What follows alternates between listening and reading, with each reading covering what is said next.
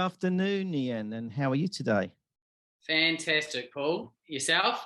I'm very well, and as I promised, we're going to dive straight into your accent, where you're based at the moment, and where your name comes from. So there's lots of conversation around that already, but I won't put you through that pain yet. So tell me, you're based in Hungary currently, and what's the temperature doing there at the moment? Well, it is a blimey 30-something degrees. It's extremely hot, and Wow. I'm currently in a little air-conditioned room here because it's actually sweating outside. Wow. You It's wasn't funny, expecting that. I wouldn't thought of Hungary being, when you think of Hungary, you think of quite cold in Europe, don't you? But it's quite warm climate there Summers today. are definitely better than the UK, let's put it that way. Right, You'll have like 3 months of summer rather than 2 weeks. right.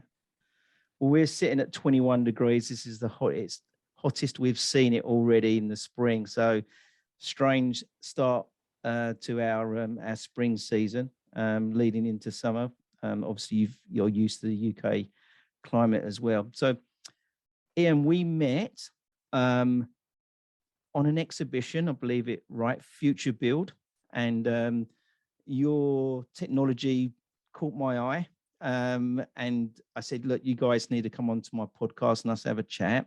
So what I'm going to do is I'm going to ask you your origin story. So I want to pick up the Scottish name. I want to pick up your accent. I want to pick up you're in Hungary and the fact that we met in the UK. So if we can pick up all of that within 45 minutes, that's going to be perfect. There's actually another layer to that, so I'll keep that as a little surprise, just to make your show even more interesting. Brilliant. Okay, so for the benefit of our audience today, can you Sure. give us some background and tell us about your origin story? Okay, I guess the best place to start, well, I'm originally from New Zealand. I've always been very much into the sustainability industry. I'm in my 40s, just to give some context, so I have been around a little while, and I've really seen the way the world has really gone, and especially growing up in New Zealand in the 1980s, everything was all about the ozone hole. And as a kid growing up, I really was affected by that. Having this colored skin, we got fried, not burnt, but fried. And it really sort of opened my eyes to the environment and how precious it is. And I remember that they brought in, I think it was the Montreal Protocol, where it banned, CFCs from aerospray cans, etc. So that way back in those early days really got me fascinated in the environment and saving the environment in a certain way.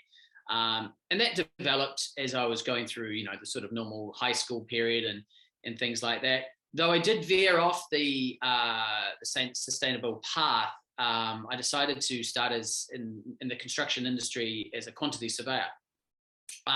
However, that kind of didn't really rock my boat, so to speak. And I ended up actually working in the film industry film and television industry for the next 15 years. Was that the item when we're going to go off piste a little bit? Well, there's more to it. All right. Oh, blimey. Yeah. So, I really enjoyed that industry, but within that industry alone, the film industry in New Zealand was huge, especially leading up after Lord of the Rings, and everyone sort of knows New Zealand a lot from that, especially people outside the Commonwealth. But the industry was a big polluter as well. And so I was part of the Screen Guild, where we were implementing sustainable practices in terms of how do we manage 200 people in a beautiful location, and we're taking garbage, bags of like polystyrene cups, and the film industry was a big polluter when you're thinking about it. You're making a film, but you've got trucks, you've got helicopters, you've got all this machinery, you've got 200 people, you've got all these places to stay. So the film industry is, at that point, and probably even to this day, it's not really sustainable from an environmental point of view. So I became involved in that, not only I was a camera technician at the time, but also behind the scenes, putting my energy into helping making the industry more sustainable. So this really kind of led me down a path of I really want to do something more than just being part of a small association. helping a niche industry at the bottom of the world. So as my life sort of progressed, I ended up moving to Spain, and in the Canary Islands is actually where I'm based part of the time, just to throw it in the mix there. Wow. So yeah, hablo un poco español, so I do speak a little bit of Spanish.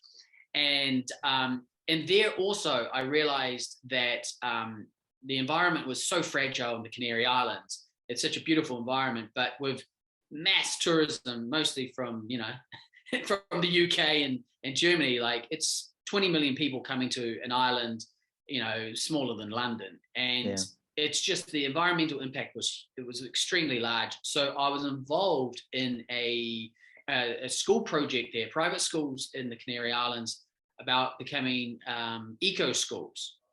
So I really got involved in this. Every aspect of my life is always coming back to sustainability and how, and also energy and how to consume less and try to implement programs into schools at that time to really improve not only just the environmental impacts, but the education. Because, you know, look, you know, we won't be around forever, and we'll be leaving this world to our children and grandchildren. And look, they've inherited, let's just say, not the best planet than what we had when we were growing up. Mm-hmm. And so education has always been how to, like, basically educate people about the basics, you know, recycling and, you know, consuming less and carpooling and all these things that were buzz terms at the time.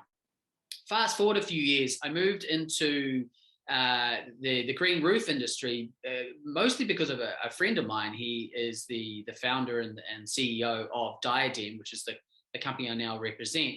And, you know, his story was all about transforming urban environments and creating green roofs and really bringing the life, the nature back into the cities as we move more into an urbanized world. Like, this is becoming more and more prevalent, especially in the UK, where you've got a lot of rainwater runoff, and, you know, a lot of companies have to pay for that discharge, and most of it, if in London, just ends up in the Thames. And so, you know, the London plan recently has started to try to, you know, grapple with this huge problem, which is obviously some of the benefits of a green roof are that it's capturing that water. We can talk about those details later. But that's where it sort of got to a point where Diadem is a very recognized brand, especially in Europe, Germany, Austria, Switzerland, Hungary, where it's originally from. And it has a small presence in the UK. So being the person I am, I consider myself an international. I said to my good friend Peter, the CEO, I was like, let me take on the UK. Let's go to Future Build. Let's just try and, like, literally try and rock it and use some of my skills and sort of television and marketing and branding and bringing that into this green tech space, you know, making it more a conversation piece. You know, and being on your show is obviously part of that as well, being able to broadcast this message to really make people aware of, you know, how you can actually transform your home or your office and creating a livable environment, and also increasing the property value as well. Right. So that's kind of a long story, I guess. It's an amazing story. It's an amazing story. And I really like, you started off, and I'm going to take you back there regarding New Zealand and the ozone. I remember, what sort of year was that? Because I remember it was, you know, the summers were, obviously they're getting hotter, but it was all about, so Australians and New Zealanders, they don't like the sun that much. Like, not like us in the UK, we see the sun, we'll take our shirt off and get the sun rays. But in the areas of New Zealand and Australia, you get hit more by the ozone layer there, don't you? Is that, am I right in saying that? Yeah, you're completely right. I think just to date it, I think, was it 1988 was the Montreal Protocol? I mean, just to age myself, I was 10 years old, but that's how, like, informed I was and how passionate I was from such a young age. I remember Rio, was it 1989, 1990? It was Rio de Janeiro, the World Earth Day or something like that. But back in the 80s, yeah, you're right. Like, it was a message the government was promoting at the time called slip, slop, slap. You know, slip on a t-shirt, slap on a hat, and then slap on some sunscreen. Yeah, yeah. So, and then later it's called wrap on some sunglasses.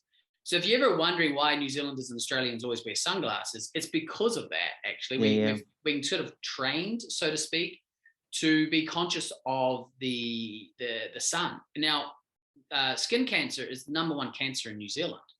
It's the number one killer. In fact, one of my family friends, the father, died, and he was only like 40-something years old from skin cancer. I myself had a mole that became cancerous, and I had to get it removed, and I was in my 20s. Now, so that whole process of, you know, the ozone hole, at the time, it was extended right over Antarctica, over New Zealand, over Australia, and it really, it's not what most people maybe in Europe might be thinking. Oh, it's just hot. It's not hot. It fries you.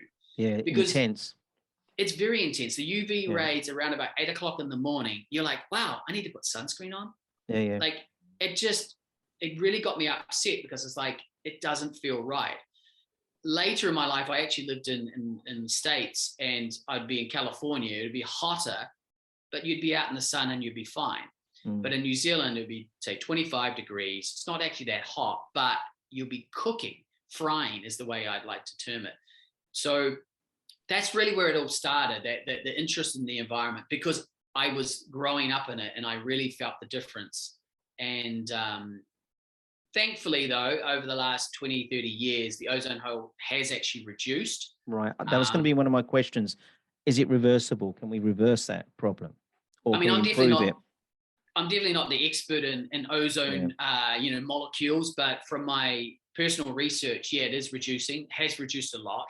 At the worst period, I think there was even an ozone hole forming over the Arctic in the north, right? But it wasn't as large as in the southern hemisphere, which was, all of New Zealand, half of Australia, and all of Antarctica. It was a moving bubble that you would see, and even in the news in New Zealand in that time, you'd have the index ratings on, hey, avoid the sun between 11 and 3 or 4, So these global, environmental, I guess, I don't want to say catastrophe, but happenings, right? They really affected me, and realized, like I said before, our world's very fragile. And this is something you can't hide from. You can't hide from the sun. I mean, well, you can, but you got to go out and live life. And you literally get a lot of, you get burnt very easily. You get skin cancer, like I mentioned, is really high as well. So the message from the government for decades now has been pretty much probably the opposite of the UK, whereas you got to protect yourself. Yeah. And for me, it's the same practice. I use quite high. In fact, I'm quite dark skinned, but I still burn, and I spend a lot of time in Thailand. I don't come back from Thailand very brown. And people go to me, oh, you're not very brown. Well, because it's very intense. It hurts. That sun hurts your skin when you're sitting in it, or you're out and about in it. And it's too hot. It's far too hot, 40 degrees, the maximum it can go up to. It is very uncomfortable. You're more than happy to get into an area where they've got air conditioning, or it's cooler, or in the shade. But I do find it makes your skin tingle in that area, and you can feel it. So, okay, so we for me again, I wanted to touch on that time, because energy management in them days was about controlling and money and just reducing your costs. And then we started getting that in the 80s. We started talking about that, what was happening, and people started becoming more aware. I wouldn't say it triggered them, but they was starting to see telltale points regarding the climate change of where we're heading towards. It's funny because we have sort of ignored the ozone, maybe not for yourself, but it sort of has got ignored and become more of a global saying now, isn't it? It's not, we don't talk about the ozone layer, we talk about climate change, because the ozone layer is actually affecting, as you say, it's melting the ice caps. So it is causing all these other, the water levels to go up, and, it's been that trigger. And we had Nicholas Ashton on, and he was saying it's Mother Nature. it's not climate change, it's Mother Nature. And it's all nature driven. But us as human beings, I feel, can slow that down. And there's measures we can put in. I don't think we can stop nature and climate change, but I think we can definitely implement things that can change it down. For me, reducing your energy. That's what I preach on a regular basis. And I bring people like yourself in because I see these technologies that are around and I think that's got something that we need to be looking and reviewing, and it's easy to do. And since I've seen your technology, which we're going to talk about, I've actually been putting it in front of my clients and organizations, and they can see it, and they quite like the idea of that. So on that subject, let's talk about what you've got, your products, basically. Yeah, just before we jump in there, if you don't mind, I really want to make one point about the ozone hole and the removing CFCs. The Montreal Protocol, I mean, once again, I was a kid, right? But that was the first global agreement where all nations actually agreed and signed a document saying we're going to phase out CFCs. That was the first time that the world has ever got together and said, hey, look, we really got to do something. Yeah. So not to, you know, I'm a big believer that we have changed the climate. There's, for me, growing up, seeing the changes, there's no question, right? So, and when you've seen the ozone hole, the effect it's had in a country like New Zealand, which, you know, I'm from, and you've got millions of other people in New Zealand and Australia being affected by that change actually saved us, right? Australia is an extremely hot country, a lot of droughts, a lot of problems. And if you've got also the ozone hole element to it, then that just makes life living there really, really difficult. Yeah. So because that was actually something that all nations of the world agreed to and actually implemented and done, that was the first celebration, we could almost say, of a collective agreement about something that's affecting our environment. However, recently, they're now tracking that coming out of China, they're actually been hiding a lot of their usage, and it's actually a high concentrations coming out of the factories of China with CFCs. So they've been hiding it, and a lot of companies have shifted away from, say, North America to Asia for their production, and a lot of it's still starting to rise again. However, there is a global policy on it. Not that I'm an expert on this. This is just my personal experiences. But what I wanted to celebrate is that it is possible if we all got together. We can actually change, and it's just personal interests, political interests, and business interests that steer the course. Yeah. And so if there's agreement on something, I think as a collective, we can actually make a big difference. Yeah. So getting to regarding our products. So because this is an energy show, I really wanted to talk about some of our latest products, actually, which is all about BioSolar. So this is where, you know, so Diadem has been in the industry for nearly 30 years creating green roofs.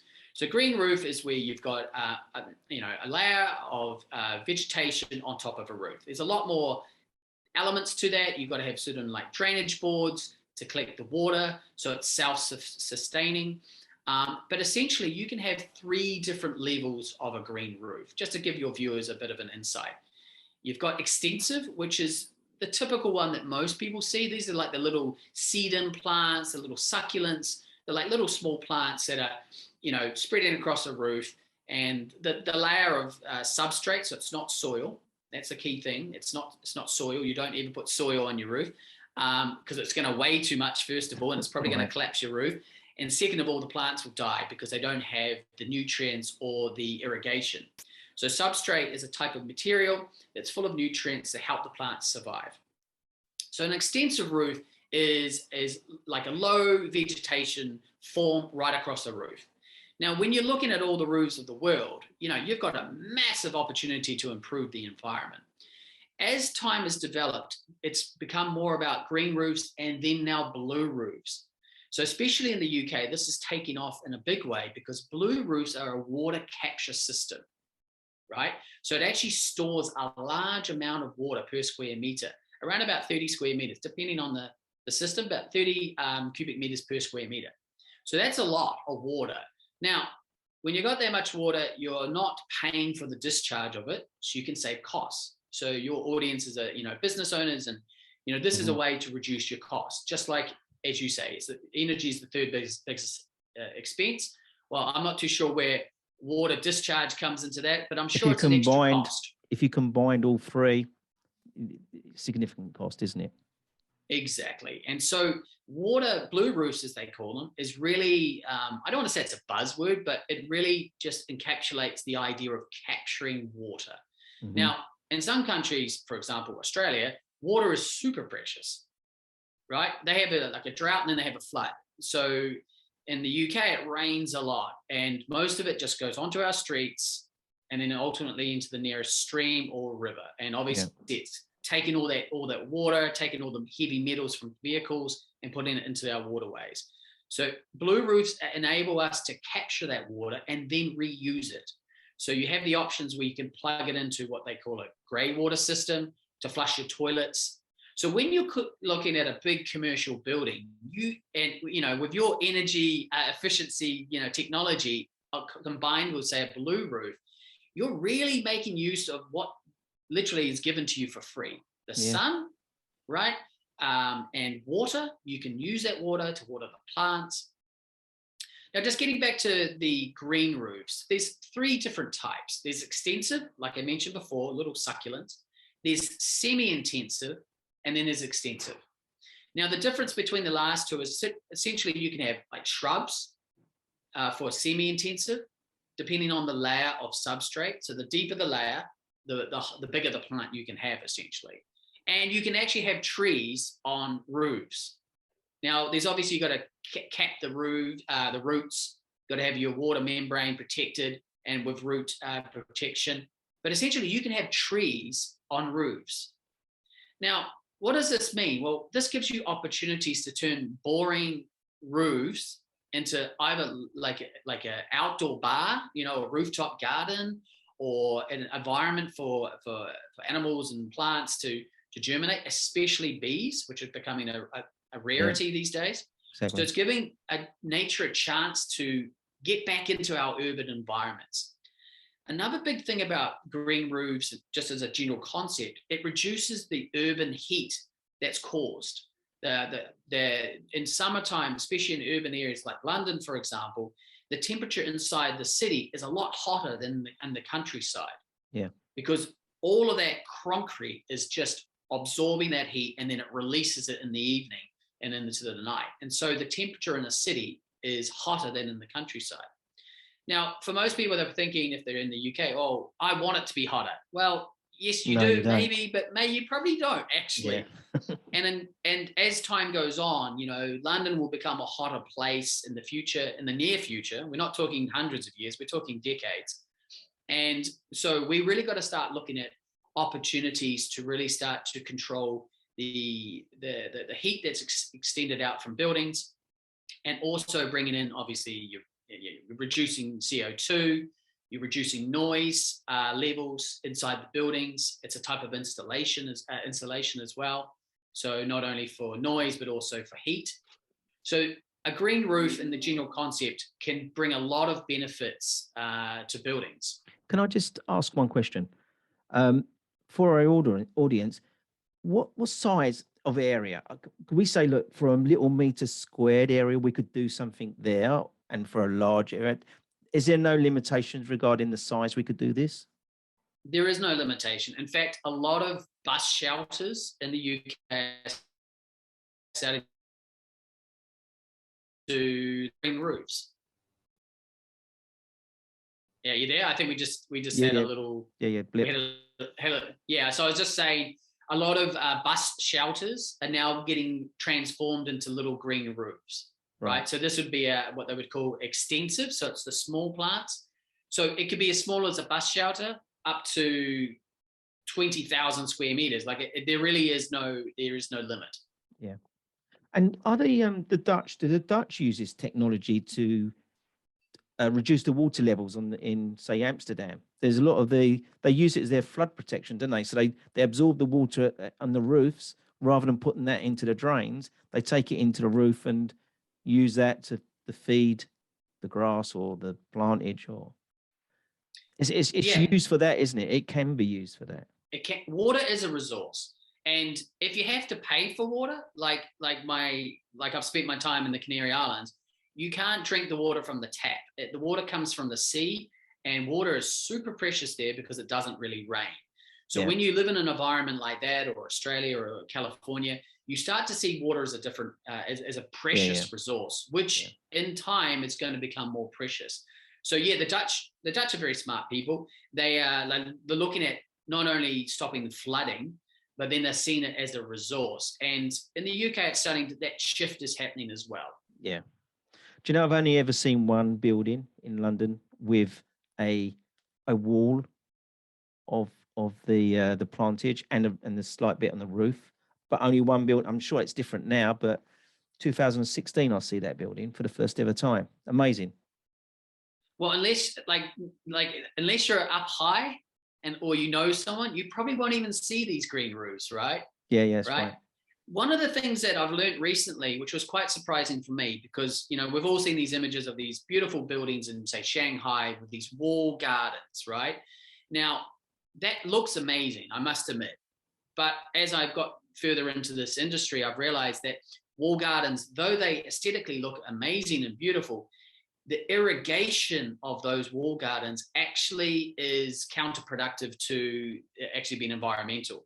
Mm-hmm. So it's more of an aesthetic rather than like actual beneficial to the environment. Whereas a green roof, it absorbs the water, it stores the water, and then the plants reuse the water. Whereas a wall garden, you actually typically have to water those wall gardens, otherwise they fizzle and die, right? And then it's not such a beautiful. So you actually have to water at least two to three times a day in the summer. So that is kind of counterproductive. The whole idea of a green roof is it's self-sustaining. The plants, you don't have to, low maintenance, you don't have to take care of them as much.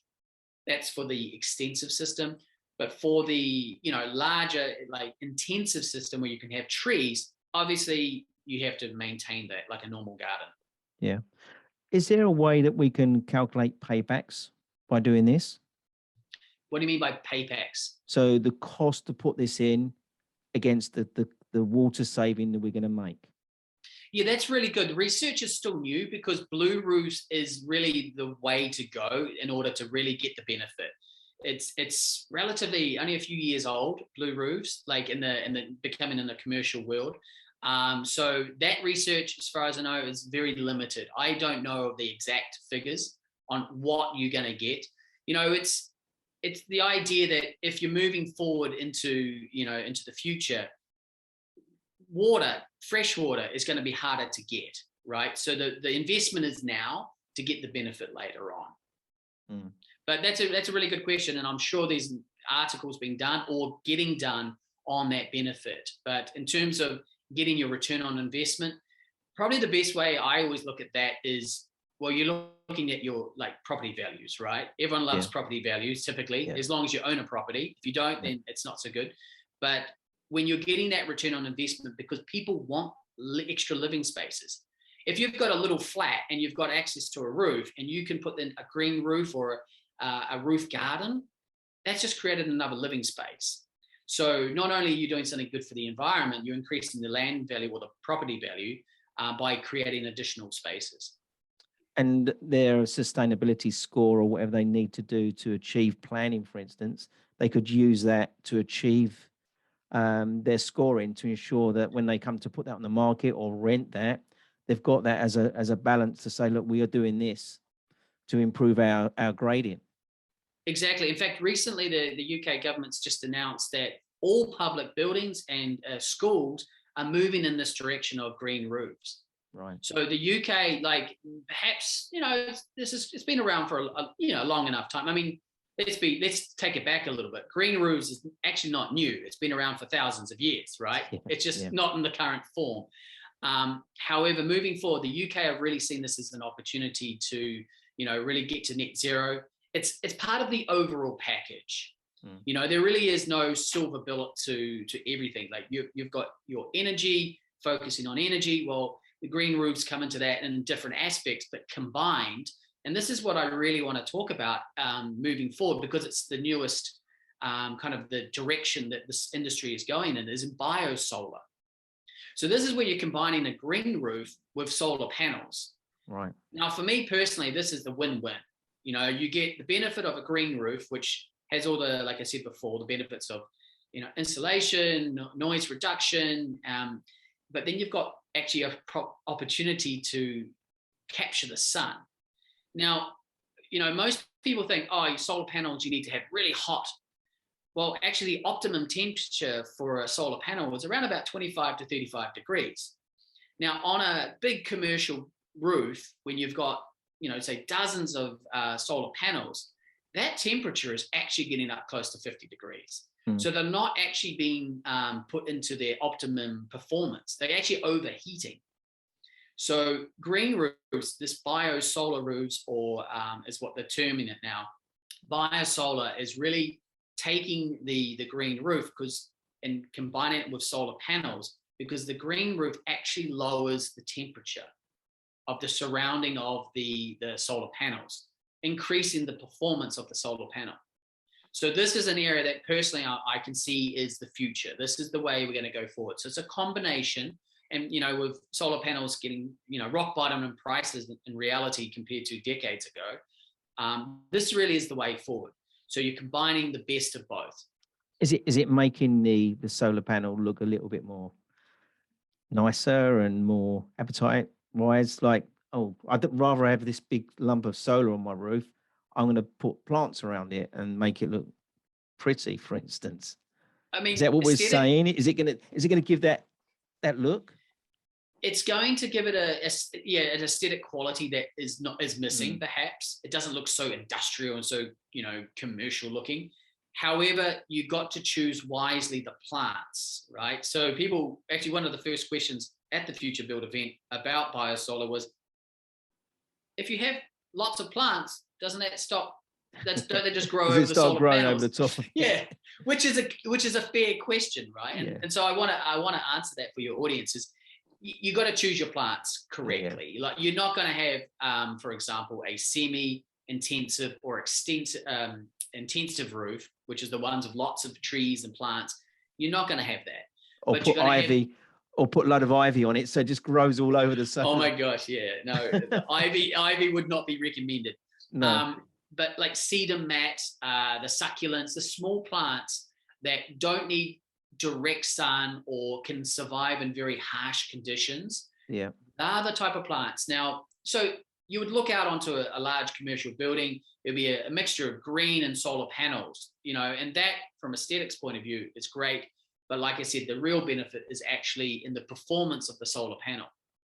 So if you combine a BioSolar with large drainage boards which capture water, you've got solar, you've got free power, or relatively free or cheap power, and then you're capturing the water, and you can use that for your grey water systems. Yeah. And you've got a green roof which is incorporating that.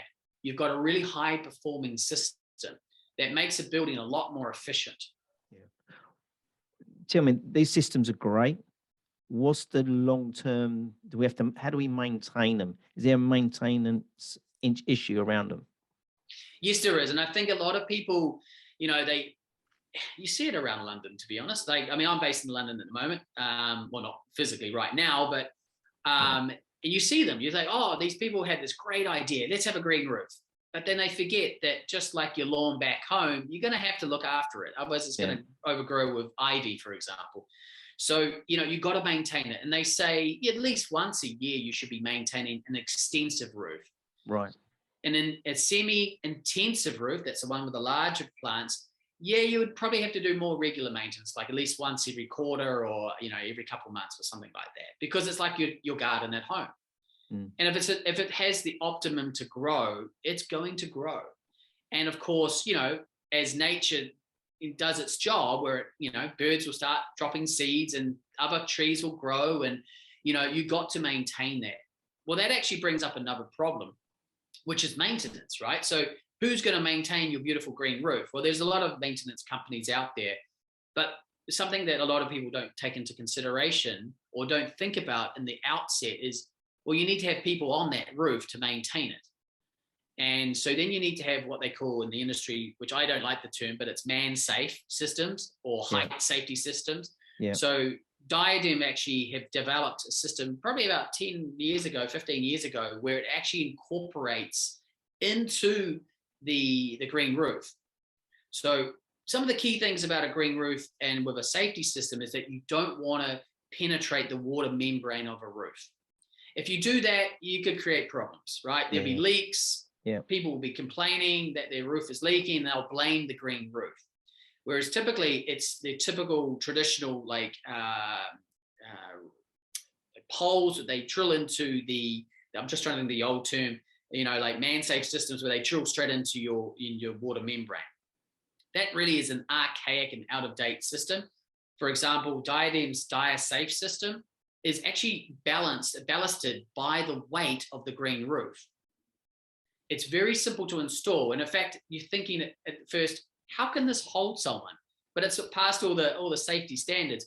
Yeah. The weight of the green roof secures the post. And so your team are clipping into all the various posts and can work safely on the roof without falling off. And it's actually the responsibility of the building owner to make sure they've got access to a roof in a safe way. Yeah. So, but like I said, you're gonna have to go up on that roof anyway, aren't you? There must be some for cleaning or just observation, So there's a need to get on that roof. You wouldn't pick a roof that's sort of angled on the side of a building that no one goes up there anyway, would you?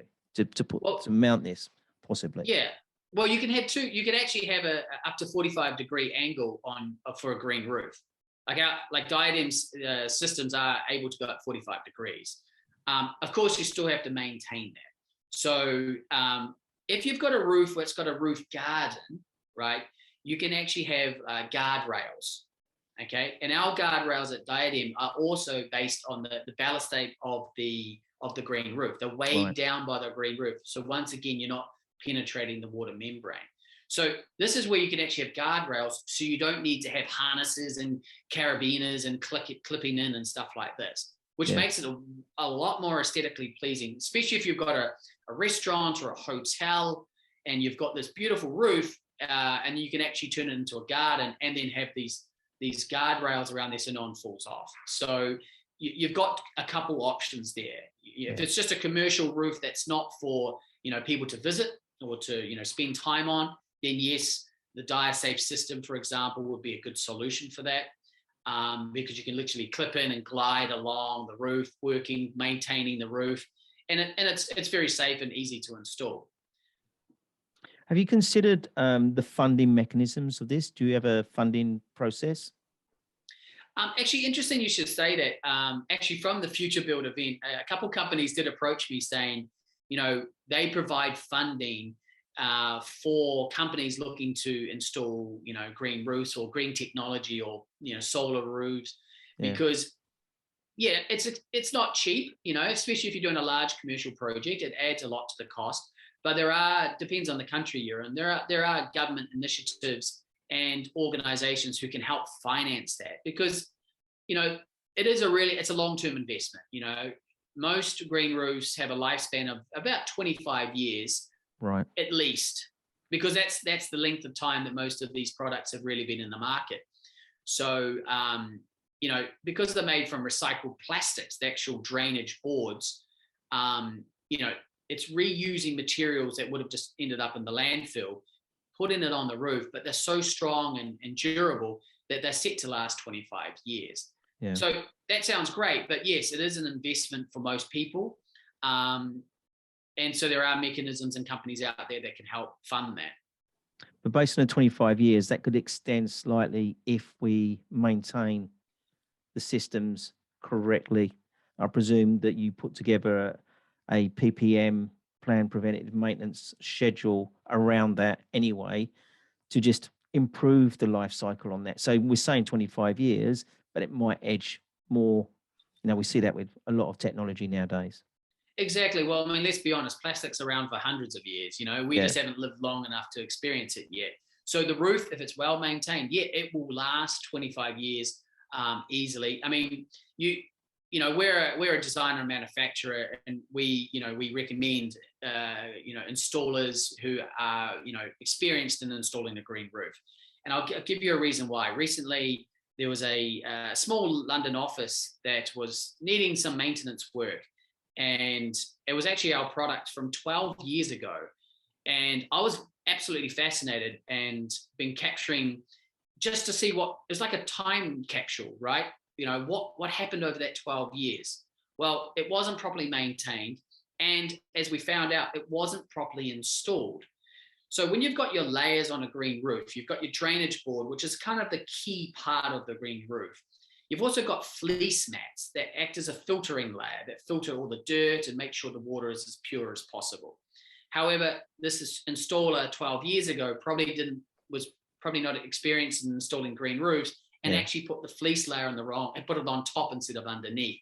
And actually, so the substrate on top, it didn't grow to its best potential. The plants never really grew properly. And unfortunately for the owner, after 12 years, they were like, this is just a mess. I want to remove it. We went out there and we had a look at it, and we realized, no, the green roof is actually fine. The only thing is they put it in the wrong order. And so as long as it's installed by a professional, and there's, Diadem is part of the Grow Association in the UK. And, that's a group of, trade companies association that are making the green industry more cohesive, more professional. There's guidelines. We have our own code. And so the industry is really starting to mature now. Whereas 10, 15 years ago, let's be honest, there was a few cowboys out there, and, they would charge a big buck for something that wasn't what it should be. So to answer your question, with proper maintenance and care and replacing things when needed, there's no question that it can't last, more than 25 years. And it actually improves the longevity of the roof because, the UV light usually eats into the roof after a period of time anyway. Yeah. And it adds value to the property. It is, I mean, who wouldn't want a green roof, with somewhere you can relax. Good. Exactly. You can have your Thailand scene, you can have your hammock in the background, sipping I your want Mai Tai or something. I want bamboo on my one. Well, bamboo is actually really good because it can grow. That's why I said it. Yeah. The only thing I'm thinking of with bamboo is you need to have a better quality roof protection layer because bamboo roots go everywhere, right? Yeah. So you got to do it right. That you could. But it creates an environment. That's what I like about it. It gives off lots of oxygen. Gives lots of oxygen. Gives a place for not only for nature, but for bringing your friends or your colleagues and people somewhere to be. And it's about that reconnecting with nature. Even if you're in the middle of London, right, and you've got this roof terrace, you can have lawns, right? You can actually have to mow your lawn. If you choose to have like a grass lawn, on a green roof, you can have wildflowers. There's so many options, and this is where it's an industry doing this. It's not just one person or one company. It's a collective. You've got specialist people who know the right plants for the right environment, and that's crucial. There's a building in Cannon Bridge, isn't there? On Cannon Bridge, it's got a lawn on the roof of the building. Yeah, itself. I think I've seen that. Yeah. That was back in the 80s. That went up. Oh, okay. I don't know how old that was, but now in London, there's so many green roofs coming up because you can only go so far with London, right? It's already a large city. It's full of concrete. However, it has the opportunity to be a really world-class sustainable city. And I think because of the London plan, there's a lot of initiatives in the recent London plan that came out, really pushing for water retention, greening up the environment, and really creating a city that's going to last another few hundred years or more, right? So, and I think this is why I feel the UK is a great market in terms of the green roofs, because people can see the value in it. And because land prices are constantly increasing and will always increase because you can't make any more land, the investment pays off. And I think as a building owner or as a homeowner, that if you've got a green roof, people are interested in that. They can see that as an extra added value. And because of that, I think that's where the industry can really start to really grow and be very self-sustaining. Totally agree. So, Iain, you've been listening to my podcast, and you know just exactly where we are in that podcast now. So, for the benefit of our audience, have you got something that you can give back to them today as a takeaway? Oof, that's a big question, isn't it? I would say, as a little plug, and I think, reading your book, becoming an energy expert, actually really gives a good insight into the energy market overall. That has helped me understand a different side of this industry, because it is all together. In terms of giving back to your audience, I think, listening to your podcast from these experts, you've had a lot of great guests on the show. And I think listening and digesting what everyone has to say and then forming your own opinion, and then really looking at your company or your business and how you can be part of this trend.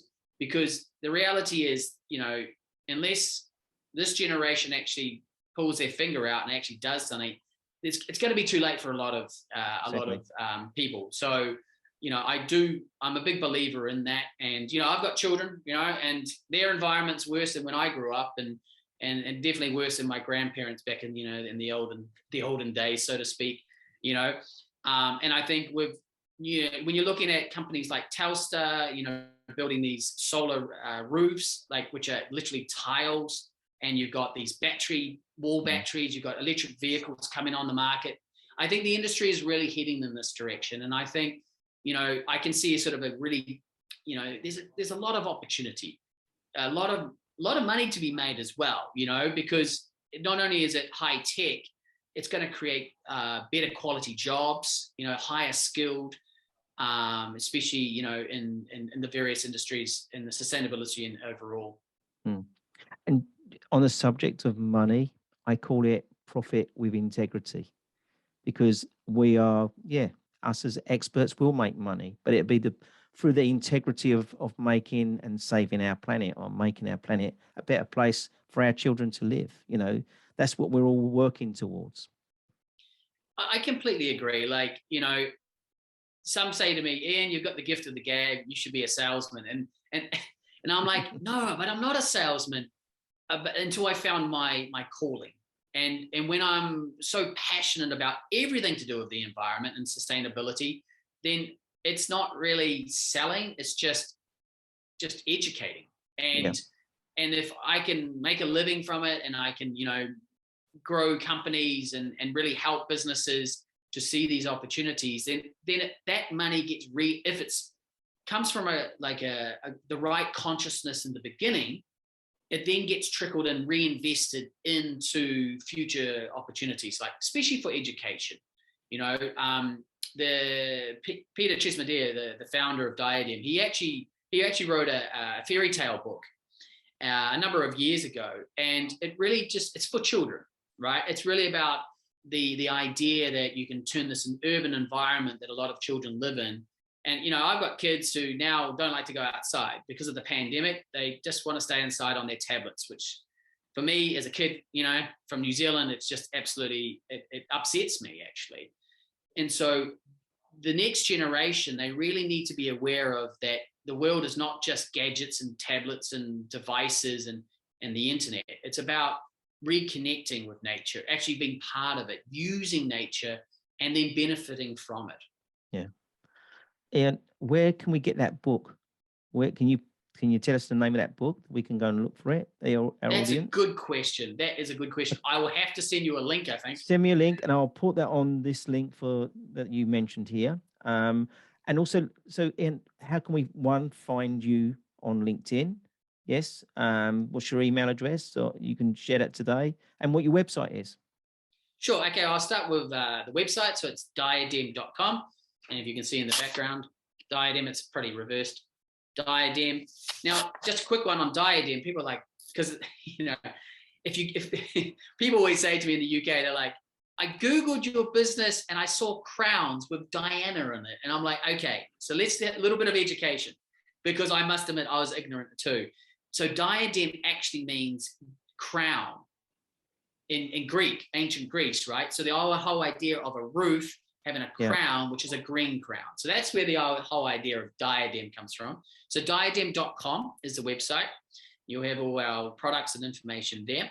You can find me on LinkedIn, is Iain Hamilton-Gates, which has got two I's, I-A-I-N. So little respect to my Scottish ancestry. just to rub it in there. Hamilton-Gates. And my website, my email address is Iain, IAIN.HG@diadem.com. Okay, and when we launch and broadcast this episode, we make sure all of that is added in so people can find you. And we wish you really well with this technology. I've got some ideas of.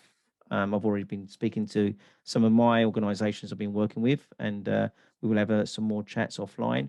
So, Iain, thank you very much for joining us today and sharing the insights into your origin story and where you've got this technology and where it's going, which is. I'm very intrigued to see it's transitioning into the solar world, which I think is amazing. So I'd like to say thank you very much for joining us. And please, you and your family stay safe in these times. Thank you so much, Paul, for having me on. Brilliant. Thank you.